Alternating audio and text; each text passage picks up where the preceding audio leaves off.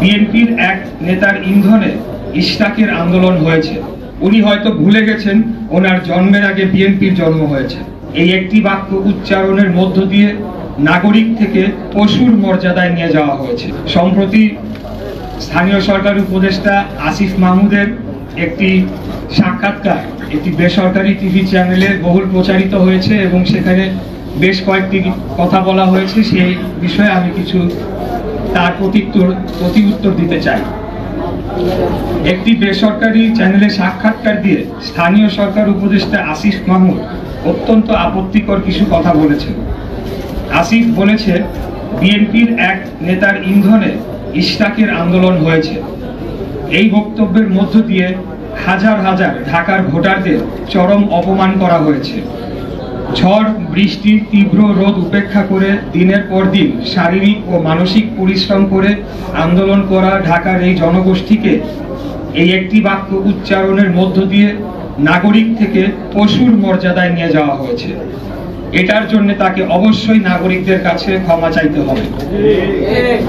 দ্বিতীয়, আসিফ আরেকটা কথা বলেছে, ইশরাককে মিসগাইড করা হয়েছে।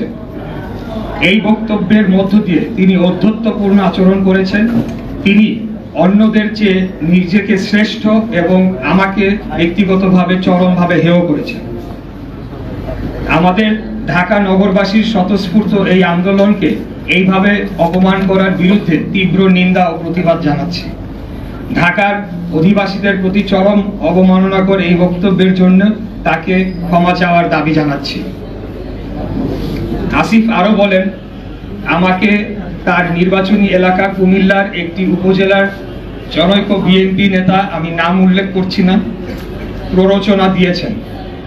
এই আন্দোলনে অর্থ ও লজিস্টিক্স দিয়েছেন এবং তার কাছে নাকি প্রমাণ রয়েছে।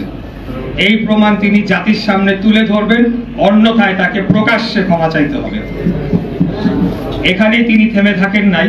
তিনি বলেছেন, বিএনপির একটি অংশের সরকারের সাথে বোঝাপড়ার দূরত্ব তৈরি হওয়ার কারণে আমাকে ব্যবহার করা হয়েছে। তিনি বিএনপির মতো ঐতিহ্যবাহী পুরনো বৃহৎ রাজনৈতিক দলকে হেয় করেছেন এবং একটি অসত্য অভিযোগ তুলেছেন। তিনি নিজেকে বিশাল কোনো মহামানব হিসেবে উপস্থাপন করেছেন। উনি হয়তো ভুলে গেছেন ওনার জন্মের আগে বিএনপির জন্ম হয়েছে। আসিফ এটাও বলেছে, আমার পক্ষ থেকে যারা নেগোশিয়েট করতে এসেছেন তারা সোললি আমার পক্ষে নেগোশিয়েট করেন নাই। আমার অর্থাৎ আমি, আমার বিষয়টি সম্পূর্ণ আইনি, এখানে নেগোশিয়েট করার কোনো সুযোগ নেই। আদালত স্পষ্ট করে রায়ের মাধ্যমে কি করতে হবে তা বলে দিয়েছে। তাহলে নেগোশিয়েট কারা করেছে তা আমাকে জানাতে হবে, কারণ একমাত্র আমাদের দলীয় প্রধানের বাইরে অন্য কোনো ব্যক্তিকে আদালতের রায় কার্যকর সংক্রান্ত যোগাযোগ ছাড়া অন্য কোনো কথা বলার সম্মতি আমি দেই নাই।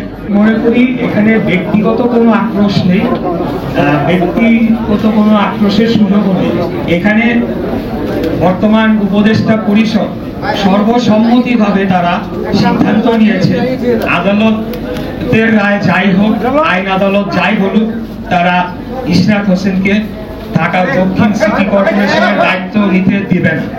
এটির পেছনে আমি মনে করি সম্পূর্ণ রাজনৈতিক কারণ রয়েছে এবং ঢাকা শহরের একটি কর্তৃত্ব প্রতিষ্ঠার চেষ্টা যে তারা করে চলেছে একটি নতুন গঠিত রাজনৈতিক দলকে সুবিধা দেওয়ার জন্য, সেটি বাধাগ্রস্ত হতে পারে এবং সেখান থেকে প্রাপ্ত অর্থনৈতিক সুবিধা সেই দলকে গঠনের জন্য কাজে লাগানোর কাজ বাধাগ্রস্ত হতে পারে।